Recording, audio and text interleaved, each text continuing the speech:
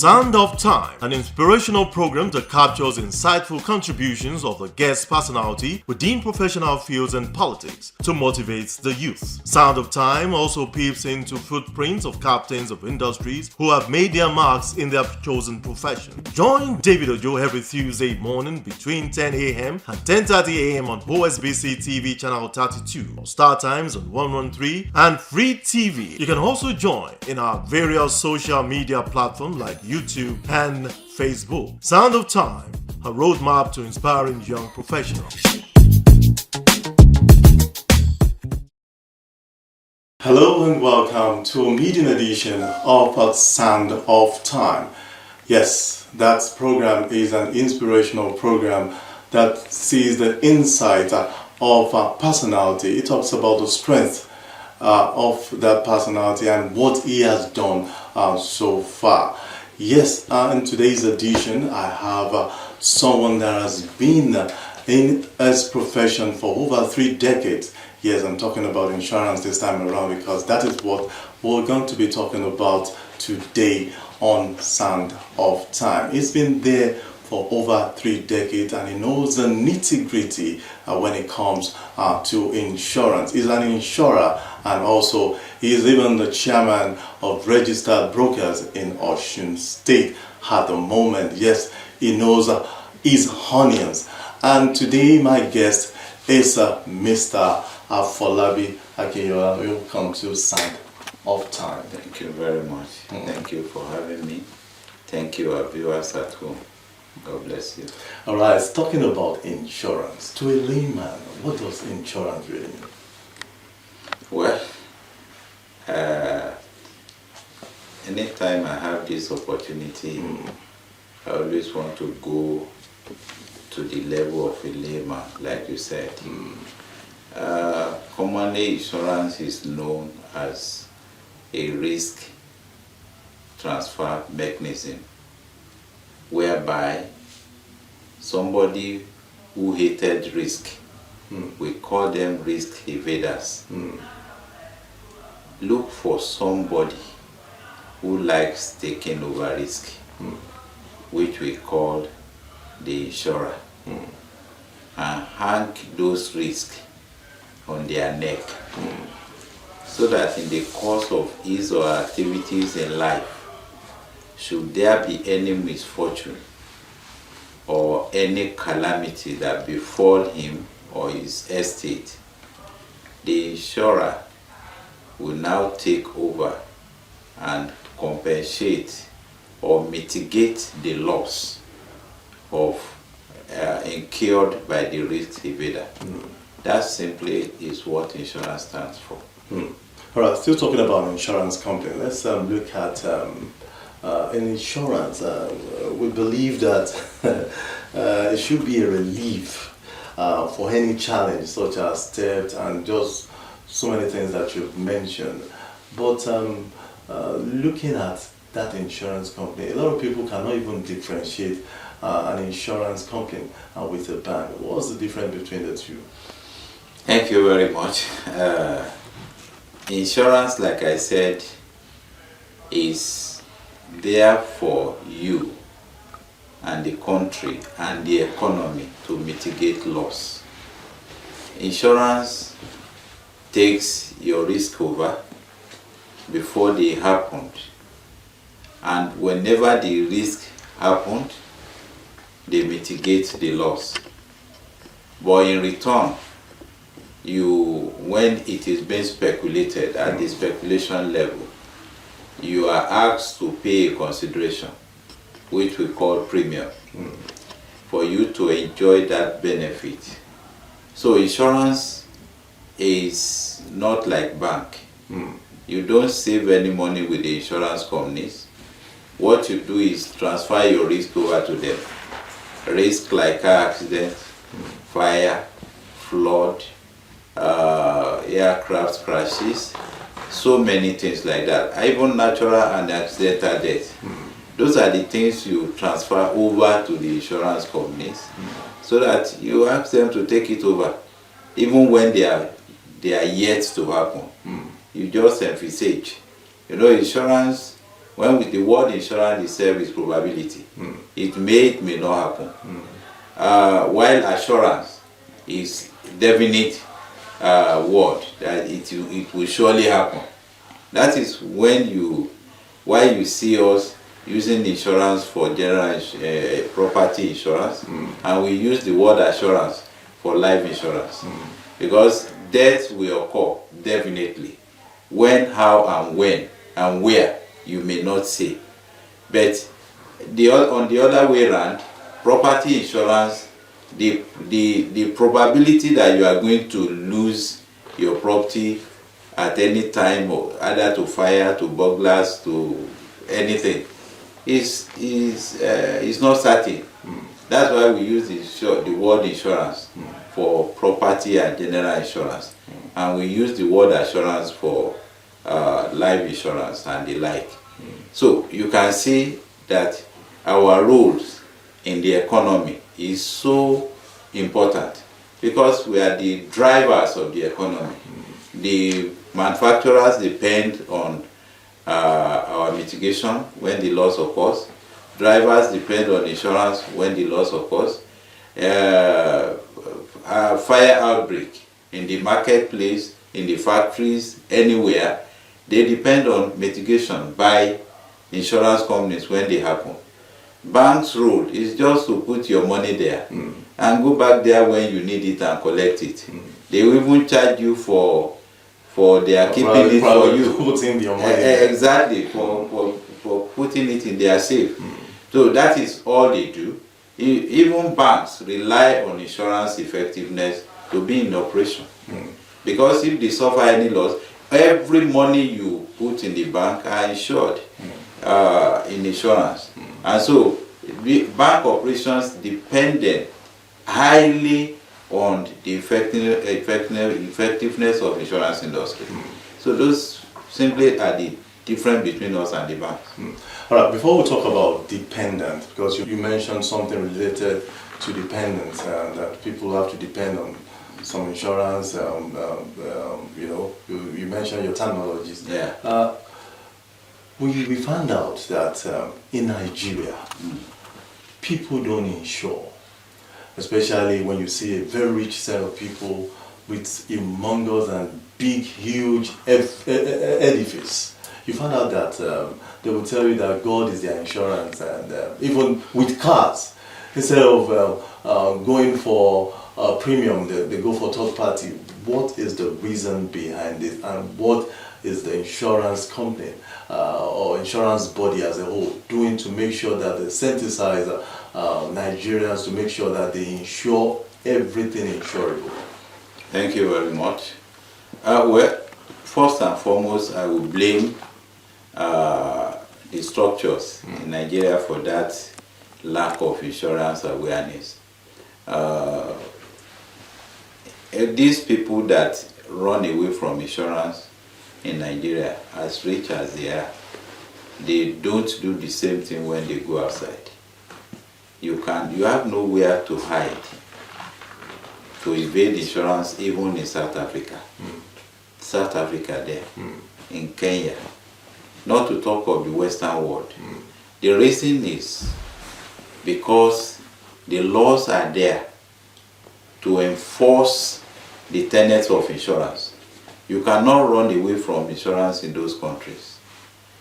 Number two is the fact that the awareness about insurance in Nigeria is not enough.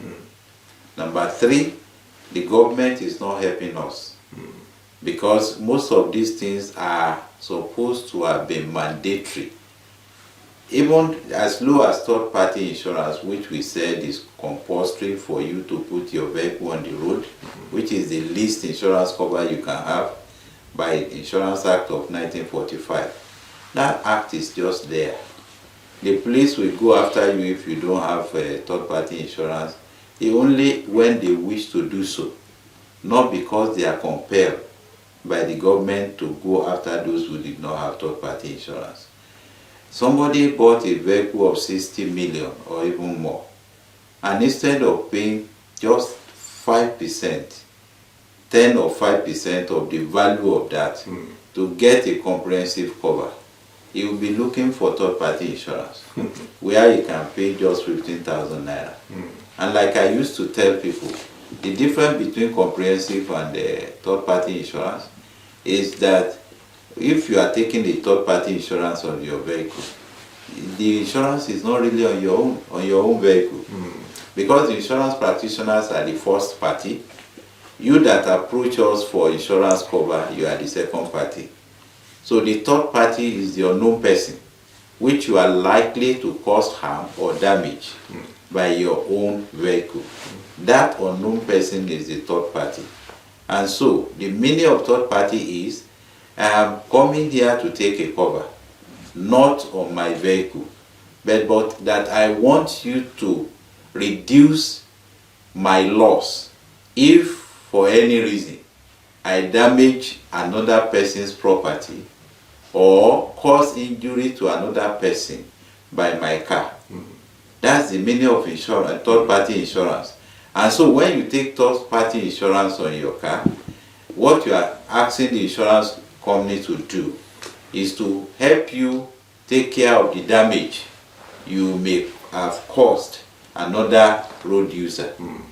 Like a child run across the road and you knock the child down, that child is the third party. You hit your car, you hit another man's car, the other man is the third party. And so what you are telling the insurance company to do is to repair that car, all right. take care of that child, the hospital bill, the medical bill, everything until the child is okay. Take care of him or her for me. I will go and repair my car. Your brake failed and you hit somebody's property, like fence, that's the nearest. You just knock everything down. The insurance company will repair that fence and any other auxiliary damages. You go and repair your own car. So third-party insurance is not actually on your car. You are insuring because you want to reduce the burden of loss you might suffer if for any reason you damage or cause injury to another road user. Comprehensive, on the other hand, will give you cover on your car, including theft and fire. Then it will repair the other person's car or property. Where there is injury, the comprehensive will take care of the medical bills and everything.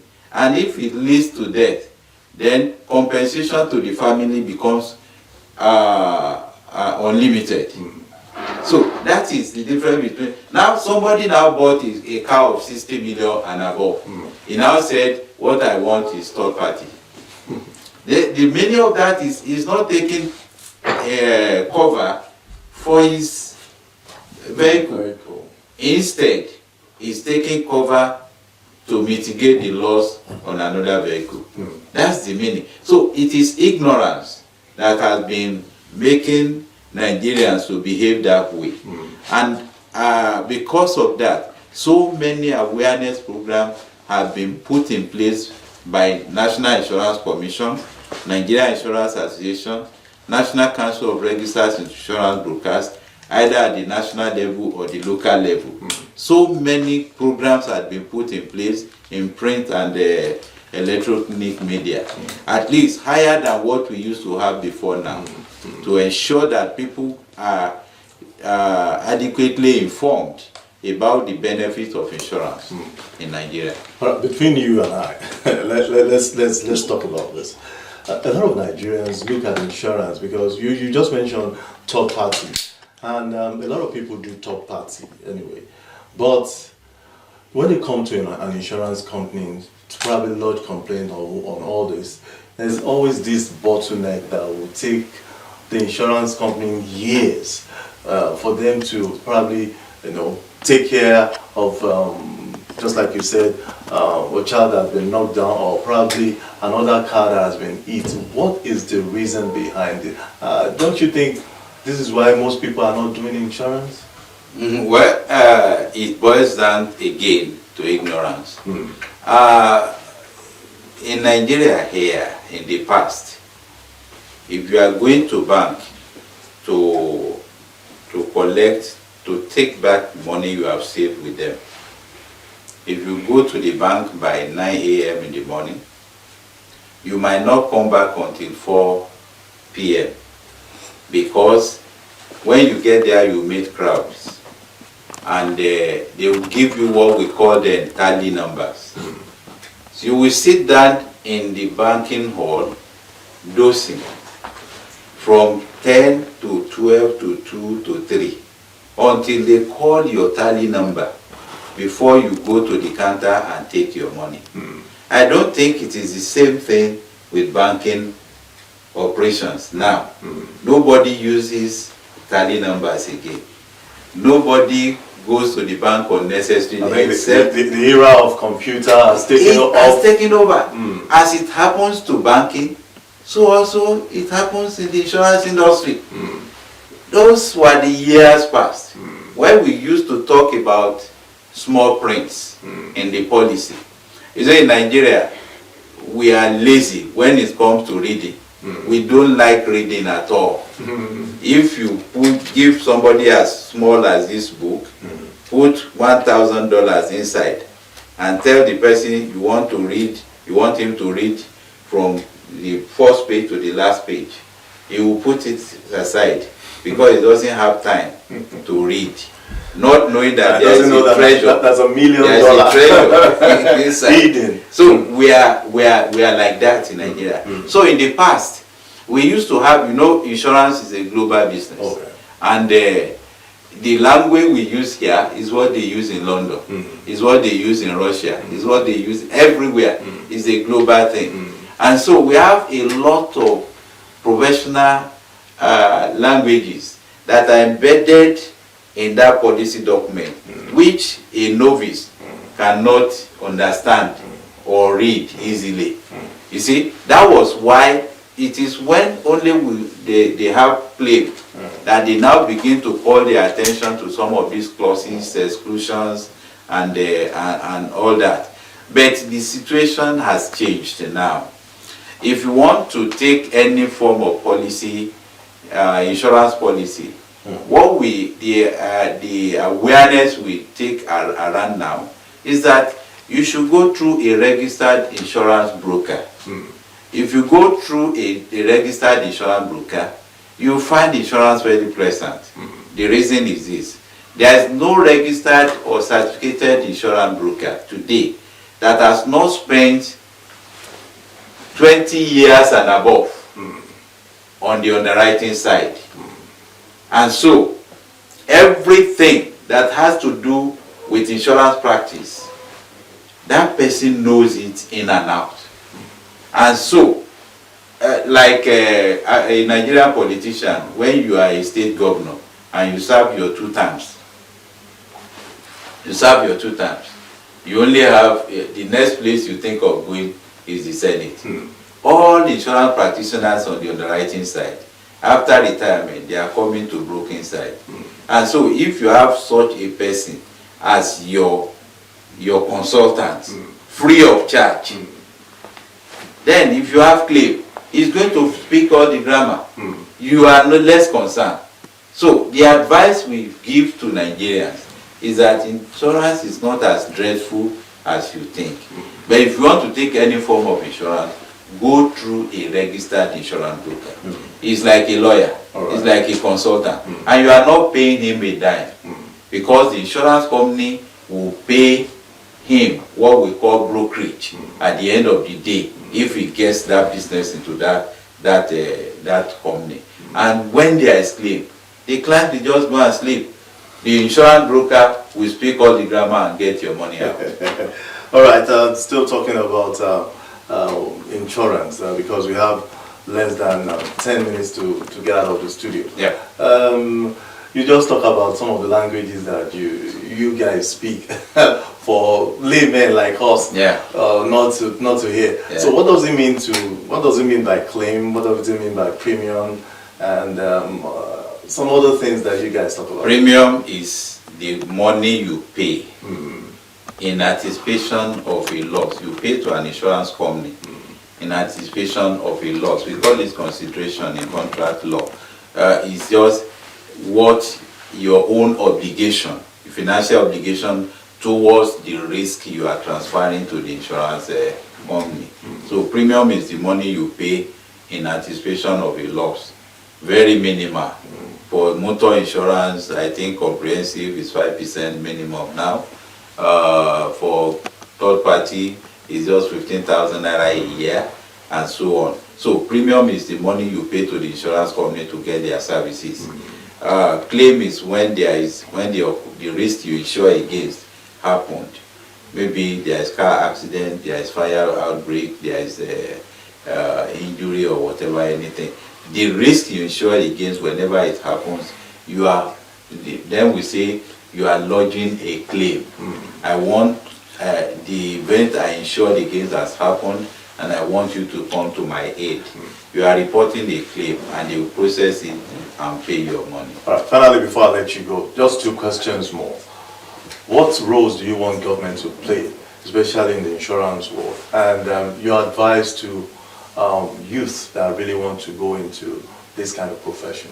To the government, I will advise that the legal frameworks are tightened and enforced, so that people will take insurance serious, because you are losing when you are not insuring either yourself, your family, or your properties. There is no way. This is rainy season. A lot of farmers will suffer losses. Their farms will be washed away again, like it happened 2 years ago, and nobody will compensate them. Some of them are running their businesses on loans, and when there is fire outbreak, who do you cry to? Government. Government who cannot even handle the problem they have. So the advice is government should strengthen all the legal frameworks surrounding insurance practice in Nigeria. And to our people, they should take insurance seriously, because when losses come, if government cannot help, the insurance companies will come to your aid and put you back to where you were immediately before the loss. So you will not be suffering anything. So that is what we want government to do. So advice for the youth, who wants to be a broker? Yeah, you don't even start by being a broker. All right. Some of them are roaming the street now, they don't have anything to do. I will advise those who are still in school to take interest in insurance, because insurance will give you various opportunities when you come out. After you have studied insurance in school and you are employed by any insurance company, they will train you whichever way you want to. Either you want to be a representative, you want to be doing it part-time, or you want to be on the on life side, you want to go life operation, or you want to be trained on general business and so on. You begin to grow. I am a teacher by profession. I started out, talk of how to be, what it takes to be a teacher. I started from modern school. In those days. I moved to teachers training. I moved to university, and so on like that. I've been proving myself, and yet I'm a registered insurance broker today. So I encourage our youth to take interest in insurance. It is fantastic and very rewarding. Well, fantastic and very rewarding. That is just a word from Akinyola. That's a wonderful day. He's been talking about insurance, the reason why we need to insure most of our properties, talking about cars, talking about our house, talking about anything that needs insurance. Even farmers need to insure. And just like he has said concerning the youth, it's a profession that they can go into and they will definitely enjoy it. I want to say once again, thank you so much for being part of Sound of Time. Thank you very much for having me. Alright, this is how far we can go on Sound of Time today. Join us same time next week when we bring another important personality that will be talking about his or her own field of profession. My name is David Ojo. Thanks for joining us, and bye for now.